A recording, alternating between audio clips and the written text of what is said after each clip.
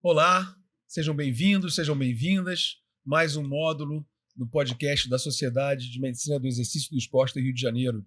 Eu sou Fábio Peralta, estou aqui com o Matheus Freitas Teixeira e hoje recebemos aqui o Dr. Robson de Bem, Dr. Roberto Naon, remotamente, e vamos falar um pouquinho sobre ortopedia, traumatologia, fisiatria no esporte. Bom, já vou falar com vocês aqui, eu vim trazer um negócio pessoal, né? Não tem médico, a gente quer fazer logo a consulta. Muita dor no meu joelho, Dr. Robson. E dores limitantes. Eu, como corredor de rua, que sempre fui, gosto de jogar bola, e não sou o único aqui da mesa com esse tipo de problema.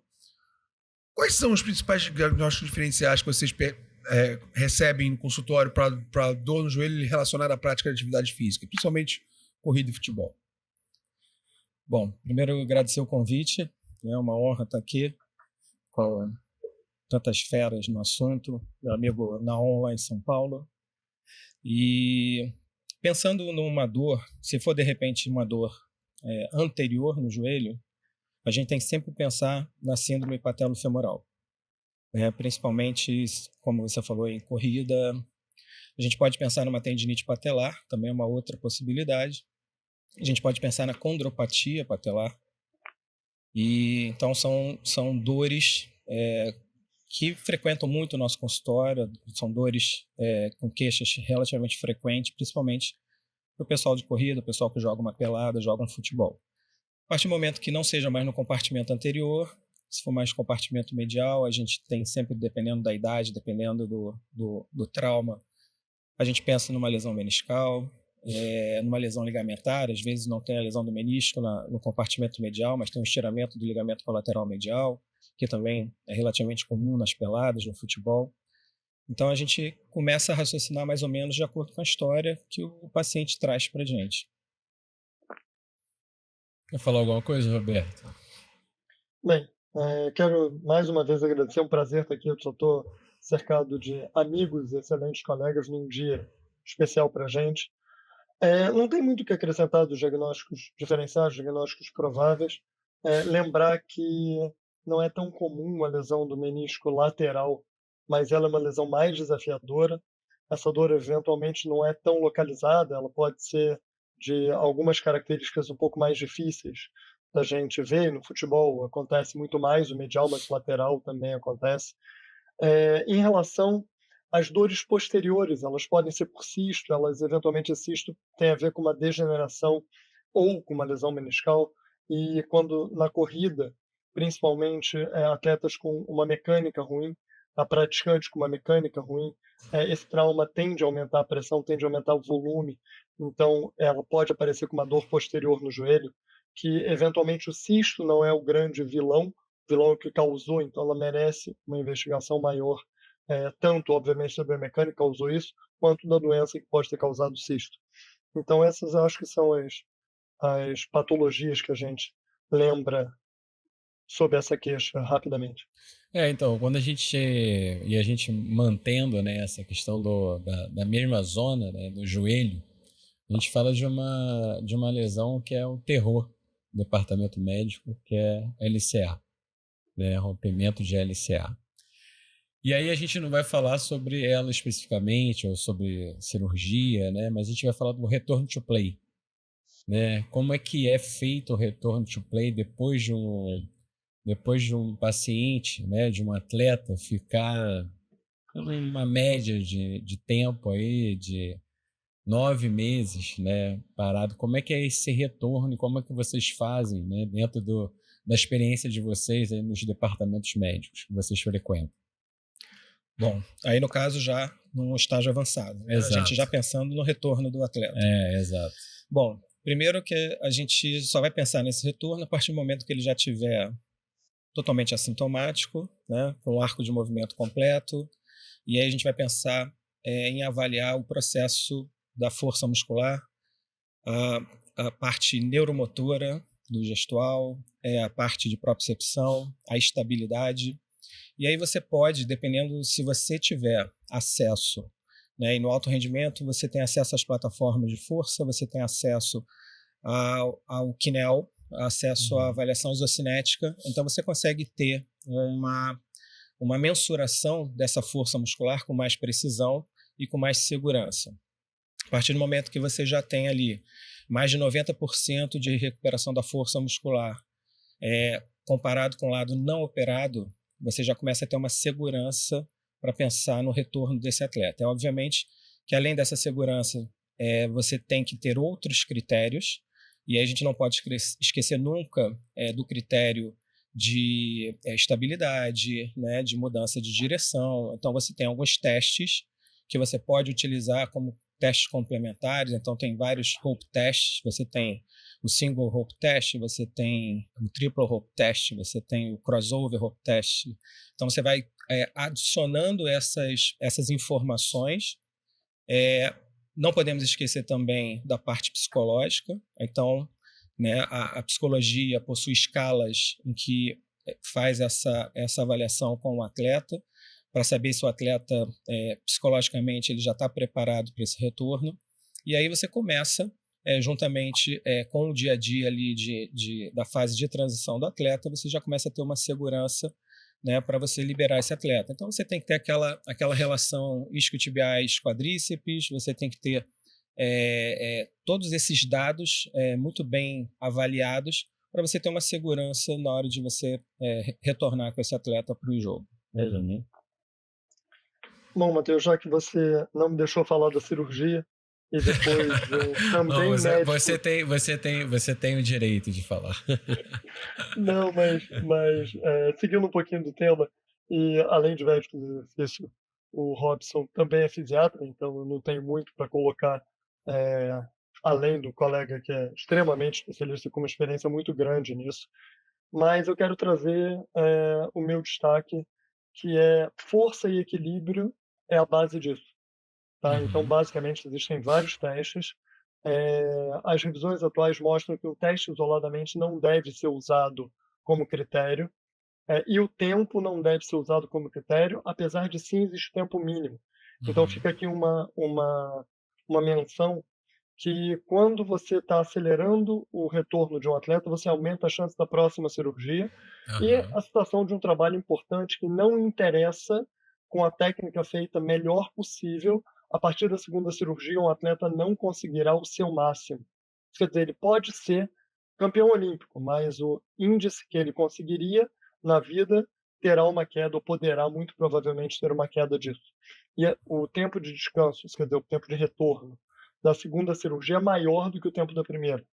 Então a gente tem N exemplos, se a gente quisesse brincar disso, mas não é uma questão pura de tempo. Os testes sempre se baseiam em força e equilíbrio. Quando o atleta não se sente bem no retorno, o Robson colocou isso de uma maneira muito, muito, muito precisa, tá? Que era psicológica. Se o atleta está com medo de uma nova lesão, existe documentação de maior chance dessa nova lesão. Então esse medo da relesão é descrito e ele tem que ser trabalhado, tá? Não são só os parâmetros físicos.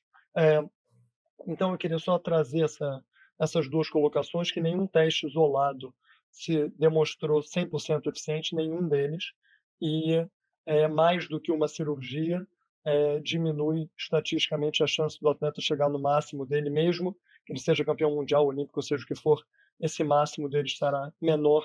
Então respeitemos esse tempo de retorno. Entendi. Roberto, eu queria até fazer uma pergunta para você, já que você falou sobre cirurgia, né? Existe uma cirurgia melhor ou existe uma cirurgia melhor para determinado atleta, né? Porque a gente sabe que vai ter uma enxertia diferente. Como é que você pensa isso no seu planejamento de cirurgia, né? do LCA, né?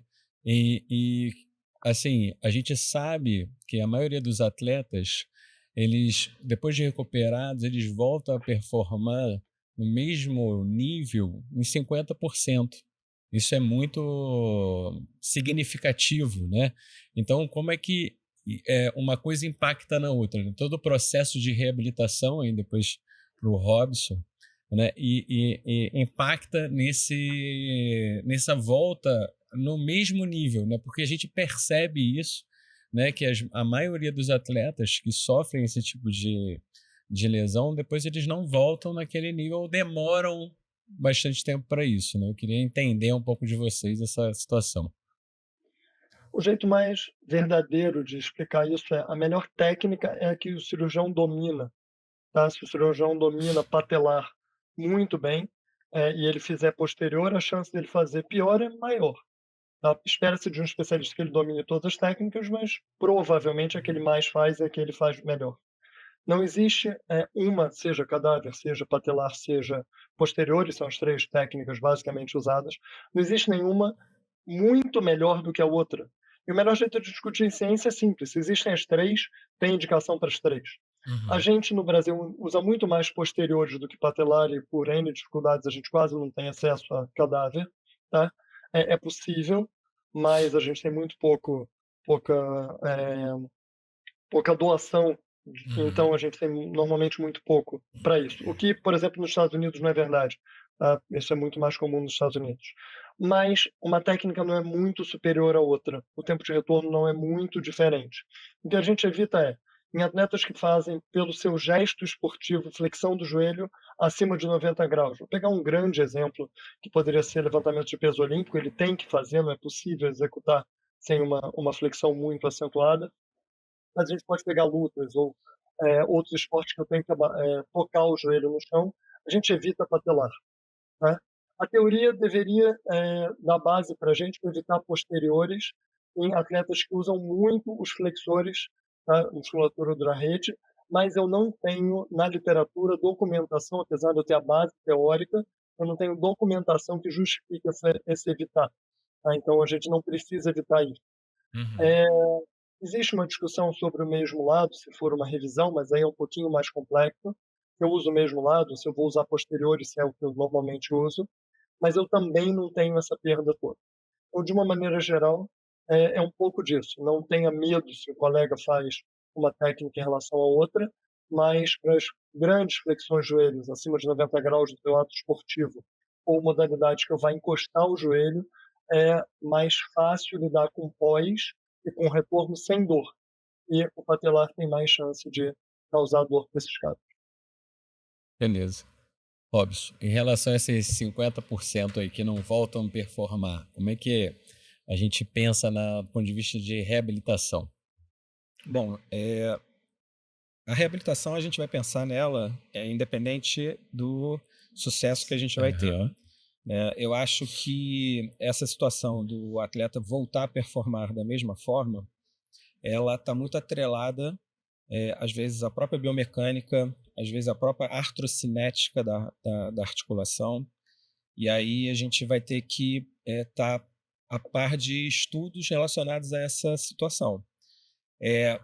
Às vezes também tem muita lenda em cima disso, né, de que o atleta não vai voltar a performar como Da ele mesma performava forma. Aham. antes, mas nós tivemos atletas recentemente no futebol com lesões gravíssimas, cruzado com associação de canto posterolateral, enfim, que surpreendeu todo mundo porque voltou a performar de uma ótima maneira, mas sempre vai ter aquela comparação. Agora a gente entra naquela situação. Será que ele não está performando porque ele está 2, 3 anos também mais velho? Será que ele não está performando porque já começou a ter alguma perda fisiológica, né, desse processo natural de envelhecimento? Então a gente vai ter outras variáveis que podem contribuir para o atleta não performar. No esporte Né? coletivo, mais ainda, né? Exatamente. E às vezes, no esporte coletivo, isso aí pode ficar até diluído também. Sim, Aham. muito Né? mais variável. Muito mais variável. Então, assim, acaba que você vai ter algumas variáveis que podem um pouco maquiar um pouco essa situação. Uhum. Né? Se você tiver, por exemplo, um atleta de voleibol extremamente talentoso, né, ele pode não performar como ele performava antes, mas com o talento dele, isso ficar meio camuflado. Ou seja, ele continuar sendo eficiente em termos de pontuação, né, sendo um atleta extremamente decisivo para o time, e ao mesmo tempo ele não tem aquela explosão, aquela potência que ele tinha antes, mas também, dependendo do tempo de lesão, isso pode estar atrelado ao processo natural de envelhecimento dele. Entendi. Então fica difícil assim você ter um parâmetro porquê, né? muito assertivo disso. Aham. Mas a gente sabe que a tendência é que ele não performe como antes, e é o que a gente vê na literatura, vê no nosso dia a dia no alto rendimento. Né? Perfeito. Mudando de articulação aqui, tem uma incidência considerável, e o pessoal procura a gente, consultório de medicina do esporte, a lesão de manguito rotador. Bom, adoro aquelas respostas. Depende, né? Depende, então. Mas, em geral, uma lesão manguito rotador, ela é cirúrgica? Na maioria das vezes, como é que é a experiência de vocês com lesão de manguito? Bom, manguito rotador, a gente vai pensar ali, acho que na maior incidência, que é a lesão do supraespinhoso. Então, acho que é o nosso dia a dia de consultório. Então, vai depender muito da lesão, mas a gente sempre pensa, no primeiro momento, no tratamento conservador. Uma tendinite calcária, que também é uma patologia muito comum no consultório, uma estabilidade glianomeral, né? Se for uma estabilidade que aconteceu uma luxação como primeiro episódio, a gente sempre tenta o tratamento conservador. A partir do segundo episódio, em menos de um ano, a gente já começa a pensar na possibilidade de uma cirurgia. Então vai depender muito do caso, muito de qual lesão vai vir ali no manguito rotador. Mas, pelo fato de eu não ser cirurgião, o meu viés vai ser sempre pensar no conservador. É óbvio que, a partir do momento que essa lesão deixa uma dúvida, eu vou consultar os meus colegas cirurgiões, né? E aí a gente troca uma informação e a gente começa a analisar o que seria melhor para esse tipo de atleta, ou de paciente de consultório. Mas eu sempre priorizo tentar fazer com que o tratamento conservador, mesmo que ele seja falho, na realidade, se esse paciente evoluir para uma cirurgia, não foi tempo perdido, a gente fortaleceu o manguito, a gente diminuiu o processo, pré-habilitação. a gente diminuiu o processo inflamatório, a gente diminuiu, a gente teve ali ganho de arco de movimento, enfim, a gente prepara para uma cirurgia que o pós-operatório vai ser infinitamente melhor. Entendi. Vamos lá. A colocação é exatamente essa. A gente tem as lesões pequenas que são claramente não cirúrgicas. A gente pode falar de uma lesão de manguito, seja uma lesão do manguito todo, uma lesão total, uma lesão maciça, que claramente é cirúrgica, então não vai ter reabilitação, não tem. Mas a gente tem a zona cinzenta, tá? Então, dentro da zona cinzenta, sem ficar discutindo detalhes da indicação, a grande discussão é: se eu tenho um ombro inflamado, se eu tenho um ombro pouco preparado, se eu tenho um ombro com pouca musculatura, o prognóstico pós-operatório vai ser pior. Então, vale a tentativa, no mínimo, de diminuir o quadro inflamatório, no mínimo, de preparar esse ombro para uma cirurgia. Tá? Então, está bastante consagrado. Então, a gente está falando que as lesões maciças claramente são cirúrgicas, lesões com grande tamanho, a gente está falando do manguito, mais do que 1,5, tem grande chance de cirúrgica, a gente está falando do atleta, tá? Mas as lesões ali um pouco menores do que isso cabem uma tentativa. Existem várias formas de tratar não cirurgicamente. Tá? A gente tem de onda de choque, a laser, a terapia celular. Hoje em dia a gente tem muito mais coisa para tratar. Lembrar que essa lesão raramente é isolada quando a gente está falando do esporte. Está falando de uma lesão que está vindo junto, seja com impacto, seja com uma lesão tipo SLAP, seja com uma bursite. Então, eventualmente, a limitação é mais pela dor do que pela lesão em si. Lembrar que a reabilitação da lesão do ombro, seja do labrum, seja de manguito, ela é uma reabilitação demorada. Ela nem é tão demorada pelo risco de uma nova lesão, mas ela é demorada porque ela é limitante.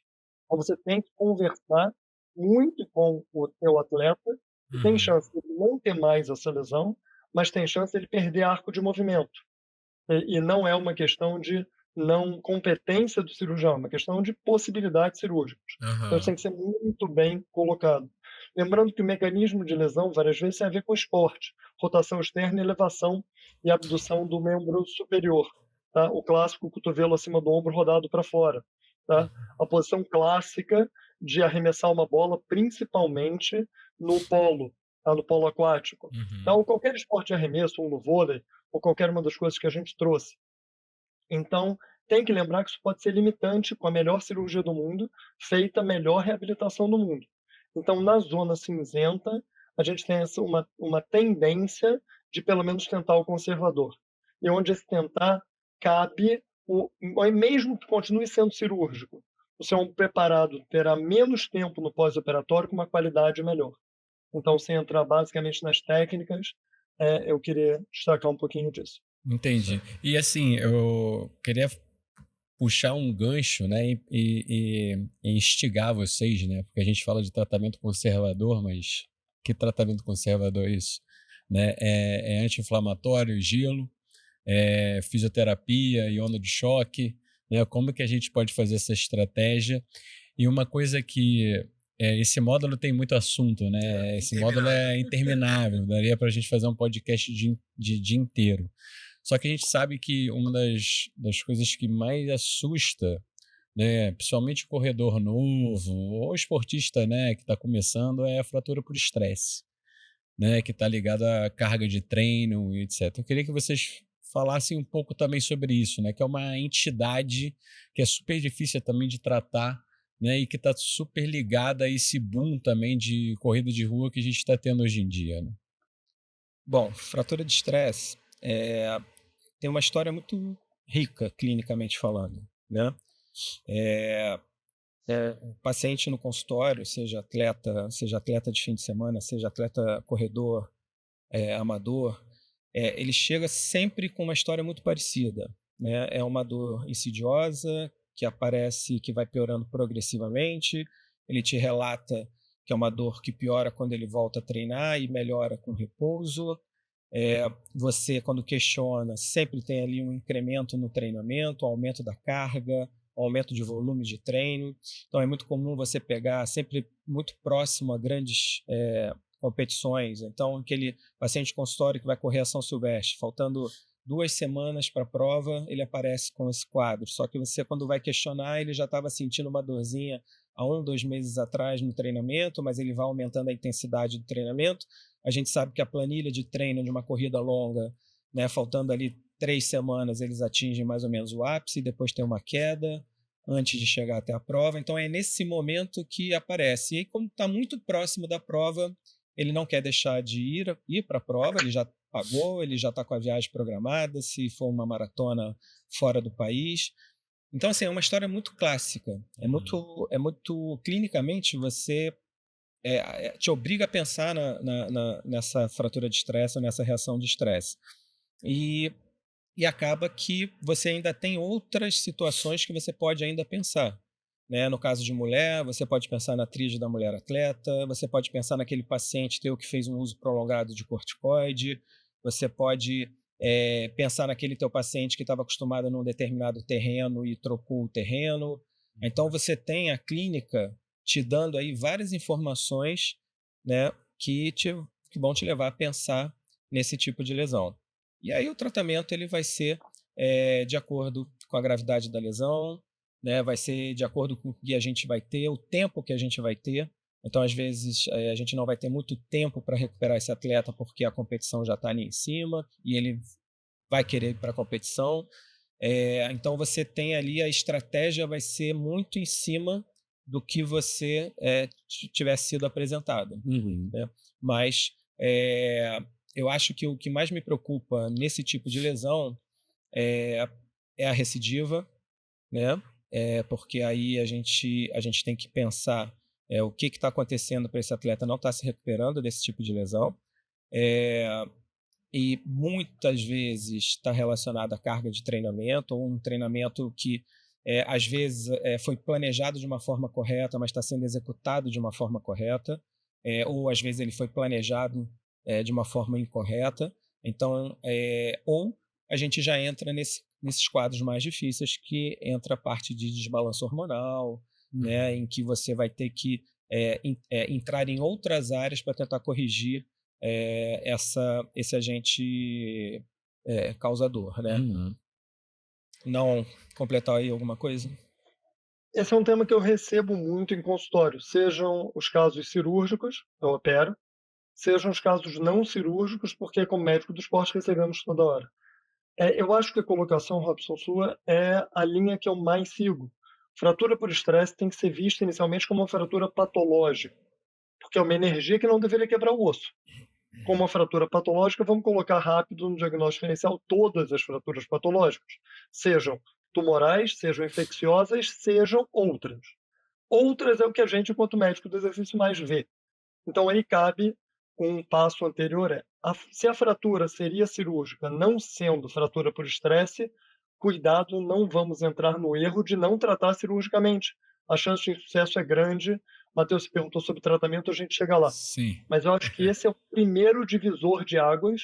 Se essa fratura não fosse patológica, fosse traumática, ela seria cirúrgica, com o mesmo traço, com o mesmo osso, sim, provavelmente ela não vai evoluir bem numa tentativa de tratamento conservador, tá? A literatura mostra que é um pouco melhor em alguns casos do que a traumática, em outros é pior. Então não cabe aqui a gente discutir osso a osso, traço a traço. Como uma fala geral, essa é a premissa para a gente dar os próximos passos. Bem, vamos voltar ao raciocínio da fratura patológica. Sendo uma fratura patológica, ele tem que entender se é alguma doença de base. Obviamente, para a gente, o Red X é a grande doença de base para isso. Então, apareceu uma fratura patológica, olhar a pessoa e não a fratura, para ver se tem a tríade clássica ou os sintomas clássicos, a clínica clássica e a história clássica de Red X. Então, a gente tem que seguir por aí. Uma vez não tendo, o segundo grande causador é mecânica. Aquele cara que não sabe correr, pisa na frente do centro de massa, pica, corre ladeira abaixo, está jogando em quadra dura de tênis e sempre jogou em saibro, ou campo horroroso, porque adora jogar em campo horroroso, está doendo, achava que era só, abre aspas, canelite, quem nunca ouviu chegando no seu consultório, a baita de uma fratura. Eu ando vendo, infelizmente, alguns casos da fratura por estresse no colo do fêmur, por isso que eu fiz esse destaque, várias cirúrgica, larga de ser sendo cirúrgica e você que prove e tente tratar não cirurgicamente, porque um número grande desses casos é cirúrgico. Infelizmente, é associado com esteroide anabolizante. Tá? Então, a associação clássica com o uso de corticoide, hoje em dia a gente acaba vendo com o uso de esteroide anabolizante e toda a analogia bioquímica dessas duas substâncias. Tá? Então, a gente tem que lembrar um pouquinho disso. Infelizmente, eu estou vendo aí do meu lado cirurgião muito mais disso do que eu vi há anos atrás. Em relação ao tratamento, o que é cirúrgico é cirúrgico. Tá? Então, passemos dessa fase. O que tem mais evidência é onda de choque.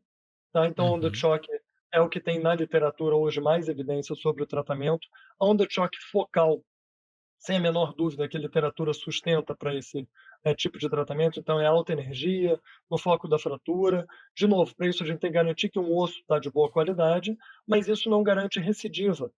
Tá? Eu posso tratar com a melhor técnica do mundo se eu não corrigir ou a doença de base ou a mecânica, isso vai acontecer de novo.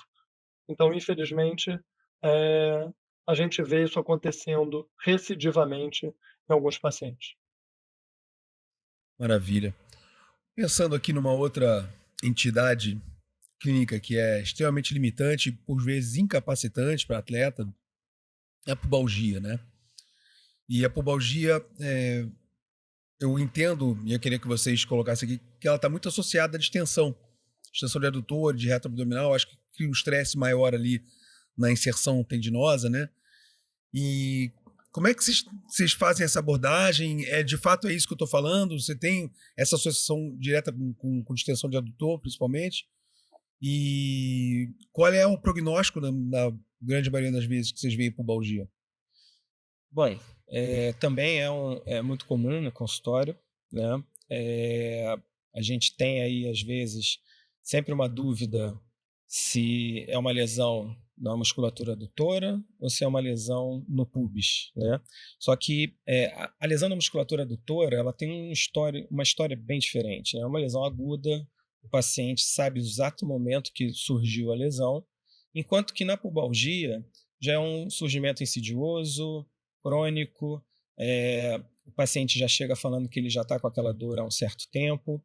Então, são histórias diferentes, apesar de uma região muito próxima.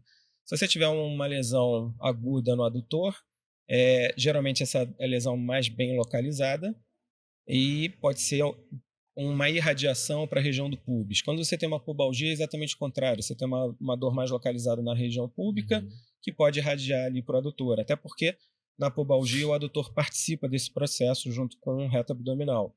Então, São entidades que estão muito próximas, mas que a gente consegue clinicamente diferenciar e obviamente que existem outros sinais clássicos. Então, se você tiver uma distensão do adutor, dependendo da magnitude, você pode ter o surgimento de hematoma, coisa que não aparece na pubalgia. É o tipo de lesão que, se a gente for pensar numa lesão do adutor, uma lesão aguda que você consegue tratar de uma maneira relativamente tranquila em termos de reabilitação. A pubalgia já é um caso mais complicado, né? Já é uma lesão mais crônica, é uma lesão que o tratamento ele vai ter um tempo mais prolongado, você vai ter que ter ali todo um processo, não só de desinflamação da área, mas também de reequilíbrio da musculatura, porque ocorre, né, na realidade, é uma disparidade ali em termos mecânicos dessa musculatura envolvida. Então, já é um processo mais cauteloso e mais cuidadoso em termos de recuperação, né? Mas ambos você consegue ter um sucesso e, obviamente, que no caso da pubalgia, você vai ter que tentar entender a etiologia do processo, o que provocou, para você eliminar o agente causador. E aí vai te dar um pouco mais de trabalho do que se fosse simplesmente uma lesão no adutor por uma distensão muscular, né? Difícil falar sempre depois do Robson, ele colocou tudo, mas uma coisa interessante, saiu inclusive no último tratado para dor pélvica, a dificuldade do diagnóstico diferencial da pubalgia crônica. Quer dizer, eu tenho essa dor que a gente vai chamar de pubalgia, porque ela é pubalgia, ela é uma dor na região pública, de forma crônica. Ela tem um diagnóstico diferencial com sports hernia, tá? Que é mal investigado. Quando a gente está falando do cirurgião geral, ele vai achar que é do ortopedista, o ortopedista documenta que não tem nada no músculo e fica a terra de ninguém. E, eventualmente, a fragilidade da parede, não necessariamente a hérnia, ela já dá uma dor. E a gente está falando de atletas de ponta e essa dor se refere na região pública. Então, esse é um diagnóstico diferencial extremamente difícil. Convido a todos os colegas a termos esse asterisco, porque quando não acha nada, vale a ressonância sob aumento da pressão abdominal. E às vezes só aí você vê, ou um ultrassonografista que saiba investigar isso, e aí, mas o ultrassonografista depende do colega, tá? A imagem de ressonância é melhor para isso. Uma outra coisa que, eventualmente, a gente está vendo em esportes, tanto faz ser crossfit, tanto faz ser levantamento de peso, esportes onde eu tenho uma abdução e o hábito de fazer essa abdução cronicamente, tá, no exercício, chama de agachamento sumô, eu tenho cronicamente uma inflamação na região, eventualmente é muito mal identificada nos exames, seja exame físico, seja o exame de ressonância. Eu tenho uma inflamação, ela está aí, mas ela é dificilmente identificada. Vamos fazer uma analogia para o condilite, que quiçá tem esse nome hoje em dia, porque eu não consigo ver ela inflamatória. Eu vejo uma imagem de um tecido esquisito. Um tecido esquisito no cara é difícil de ser identificado. Então, tudo já foi dito, mas eu queria lembrar que essa que ninguém acha, vale a pena tanto uma investigação melhor da fragilidade do sports hernia, quanto essa lesão crônica, interrogar em hábito de fazer agachamento sumô cronicamente, mesmo que não com uma intensidade muito grande, como atletas fariam, mas é uma vivência minha do dia a dia, uma base citada aí no documento. Eu acho que vale a pena acrescentar isso que o Naum colocou. Como diagnóstico diferencial, realmente a hérnia é uma coisa que a gente tem que sempre ter em mente, mas na minha passagem pelo futebol, eu aprendi com um médico do esporte chamado Joaquim da Mata, e um atleta do Dr. Joaquim da Mata, futebol profissional, com uma pubalgia que eles não conseguiram fechar o diagnóstico. E esse caso, o Dr. Joaquim falou que ele solicitou uma cultura de esperma e identificou um processo infeccioso e tratou, e essa pubalgia desapareceu.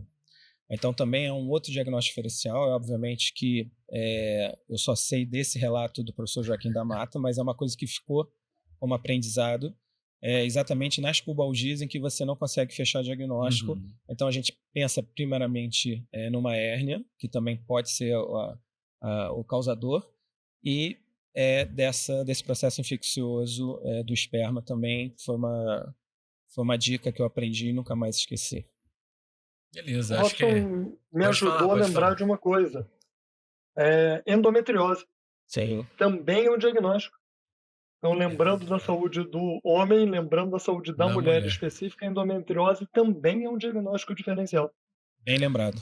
Bem, eu acho que a gente teria aqui o dia inteiro para falar sobre esse módulo, né? Ortopedia, fisiatria, traumatologia. A gente nem chegou na metade, né? Mas a gente quer agradecer muito o Robson, né? O Roberto, por estar aqui abrilhantando o nosso podcast.